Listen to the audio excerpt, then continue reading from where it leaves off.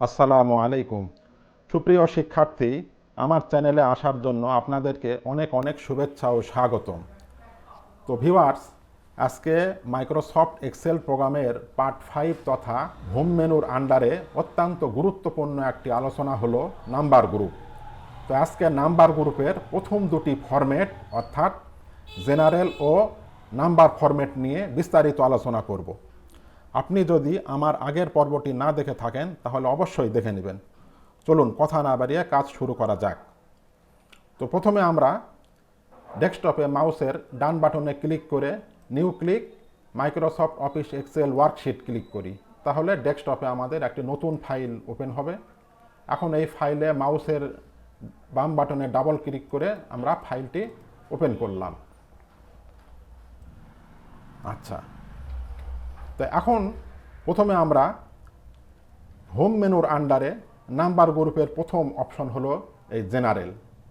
Home মেনুর আন্ডারে number গ্রুপের প্রথম অপশনটি হলো জেনারেল।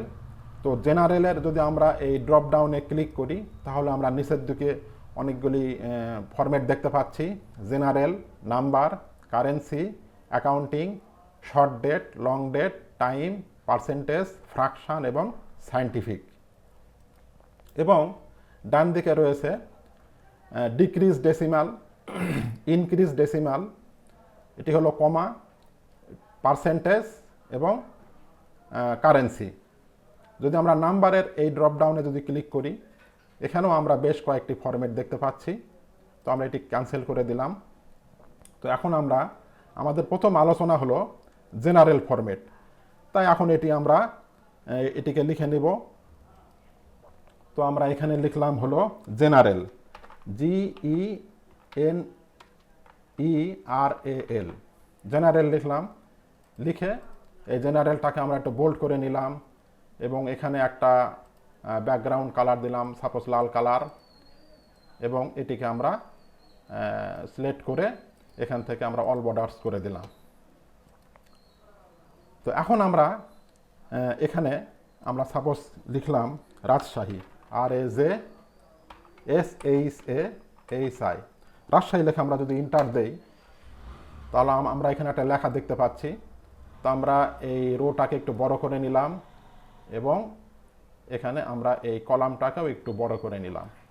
তাহলে আমরা দেখতে পাচ্ছি আমাদের এই রাজশাহী লেখা এই ওয়ার্ডটি লেফট এবং বটম অ্যালাইন হয়ে আছে, যেটি আমরা, এবং এই রাজশাহী লেখাটি এখন বর্তমানে জেনারেল ফরম্যাটে রয়েছে।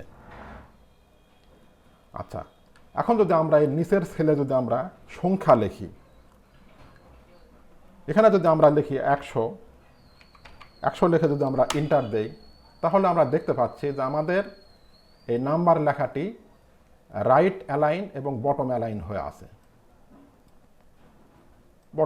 হয়ে আছে, তাহলে যখন আমরা টেক্সট লিখতেছি তখন সেই টেক্সটটি হয়ে থাকতেছে লেফট অ্যালাইন এবং নাম্বার লিখলে সেটি হয়ে থাকতেছে রাইট অ্যালাইন। আচ্ছা, তো আমরা যদি আবারও লিখি এখান থেকে এরকমভাবে হবে, রাইট অ্যালাইন হবে। আমরা এটিকে সেভ করলাম।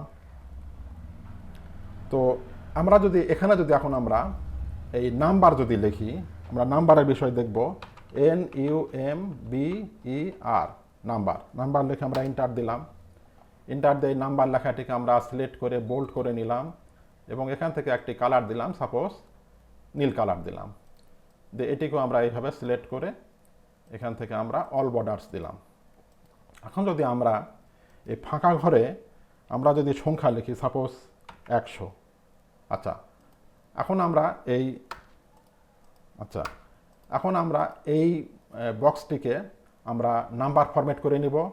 এই জন্য জেনারেল ড্রপ ডাউনের এখানে ক্লিক করে আমরা যদি নাম্বারে ক্লিক করি তাহলে আমাদের এই সেলটি এখন নাম্বার ফরম্যাট, এবং এটি দেখেন জেনারেল ফরম্যাট। এখানে দেখাচ্ছে জেনারেল, এখানে ক্লিক করলে দেখাচ্ছে নাম্বার।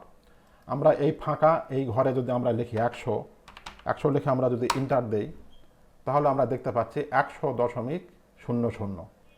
আমরা যদি এখানে লিখি 200.50, ইন্টার দিলাম।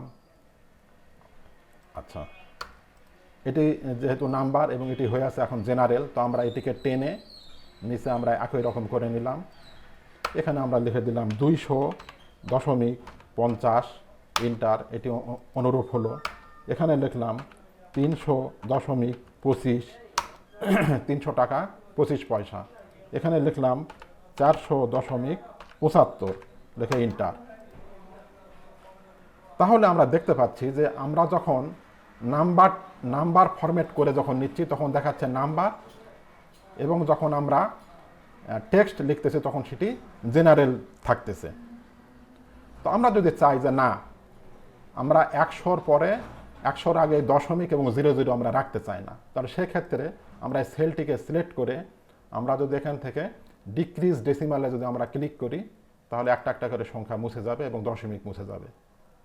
এবং আমরা যদি আবার এখানে দশমিকের আগে আরও সংখ্যা নিতে চাই, 0 নিতে চাই, তাহলে এখানে ইনক্রিজ ডেসিমালে যদি ক্লিক করি এভাবে করে আমরা ডেসিমাল নিতে পারি।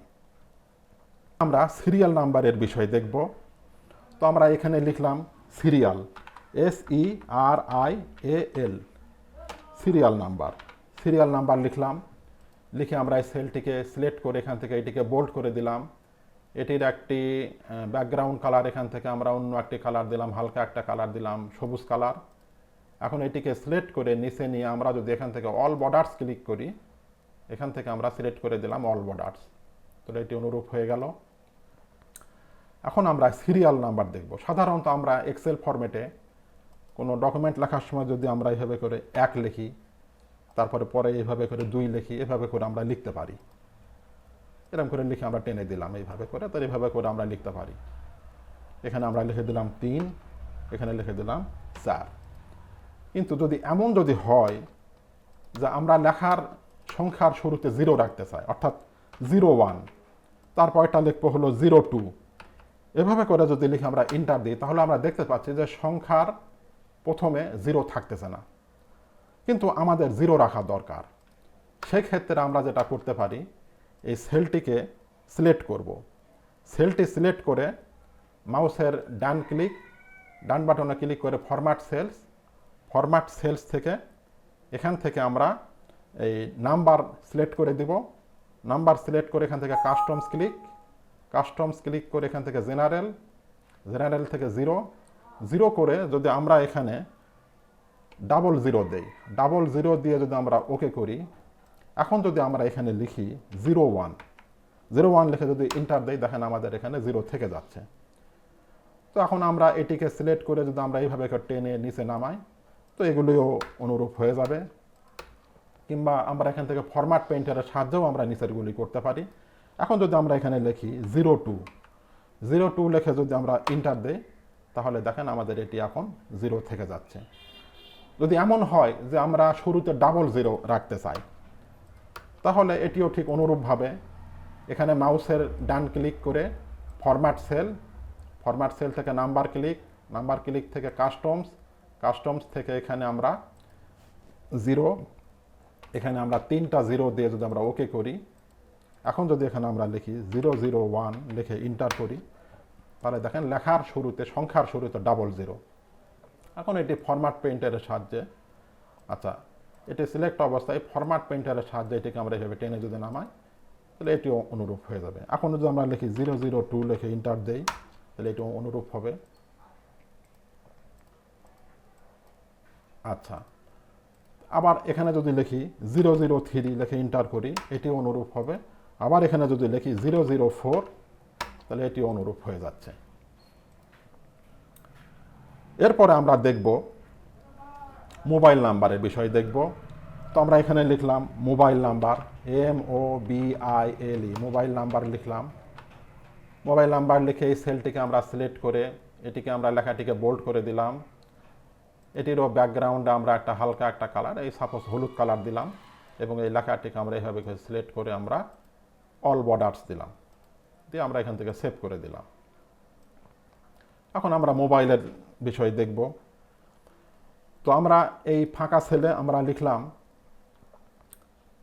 আমরা এখানে এটিকে আমরা নাম্বার ফরম্যাটিং করে নিলাম, এখান থেকে এই নাম্বার ফরম্যাটিং করে নিলাম। যদি আমরা এই ঘরে ক্লিক করি তাহলে এটা দেখতে পাচ্ছি নাম্বার হয়ে আছে, এটা নাম্বার হয়ে গেছে।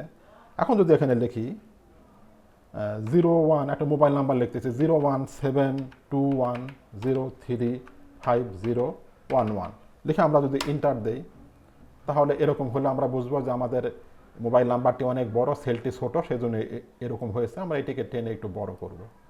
এবার টেনে একটু বড় করলে আমরা আমাদের মোবাইল নাম্বারটি দেখতে পাচ্ছি।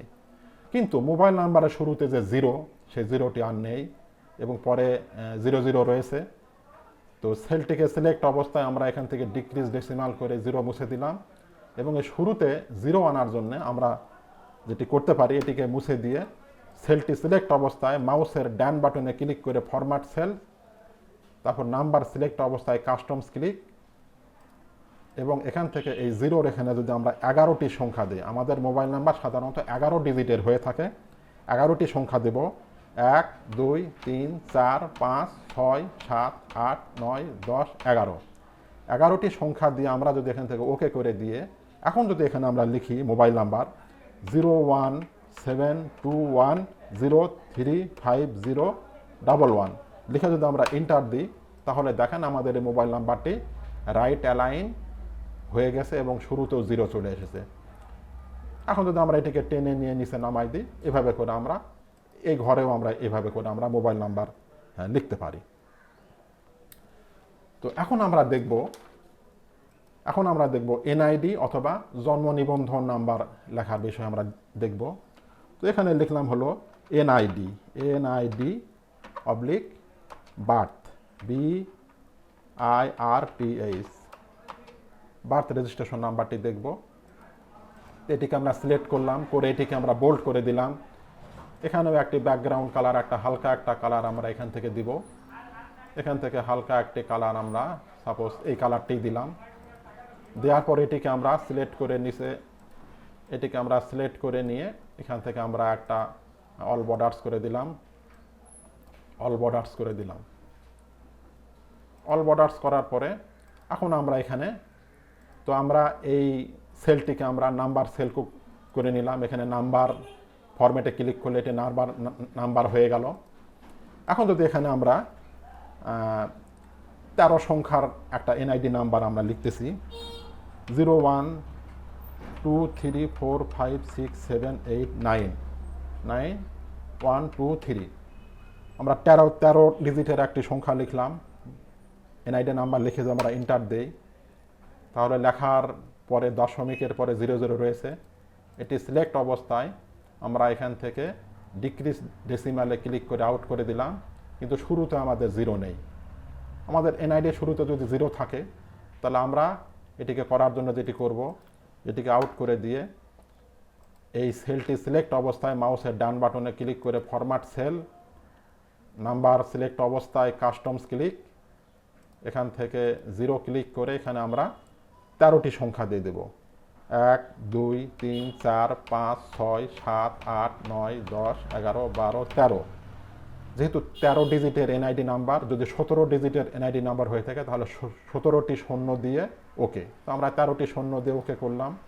এখন যদি আমরা এখানে 13 ডিজিট লিখি 0 1 2 3 4 5 6 7 8 9 1 2 3 13টি সংখ্যা লিখে যদি আমরা এন্টার দেই তাহলে দেখেন আমাদের 13 ডিজিটের একটি এনআইডি নাম্বার হয়ে গেছে।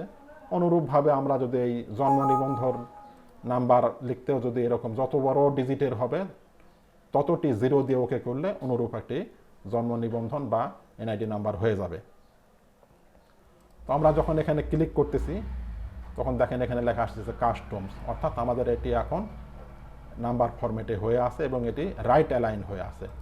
তো সেলটি সিলেক্ট অবস্থায় আমরা যদি এটি নিচের দিকে এইভাবে করে টান দেই, এখন যদি আমরা এখানে অন্য যে কোনো নাম্বার এভাবে করে আমরা লিখে তৈরি করে নিতে পারি।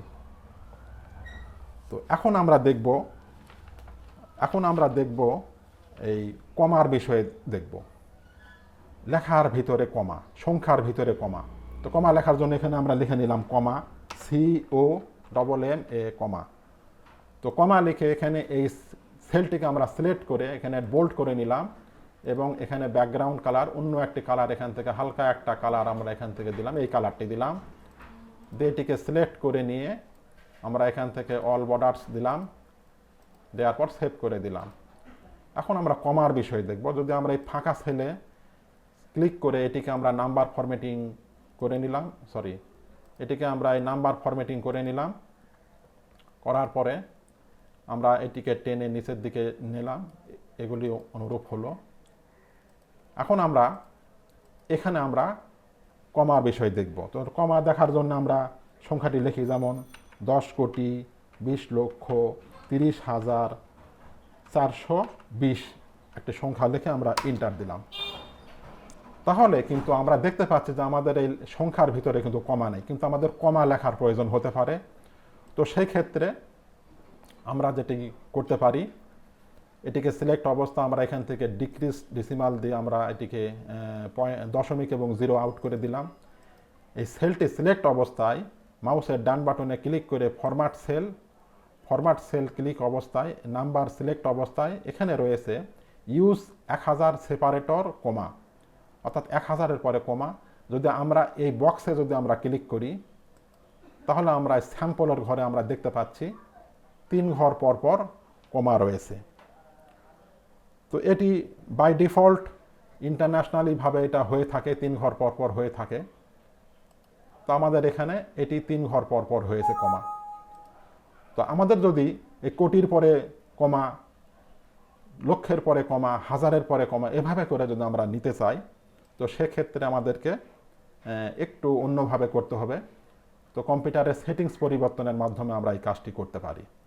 তো এটি করার জন্যে, তো এটি সিলেক্ট অবস্থায় আমরা কি করব, এখানে স্টার্ট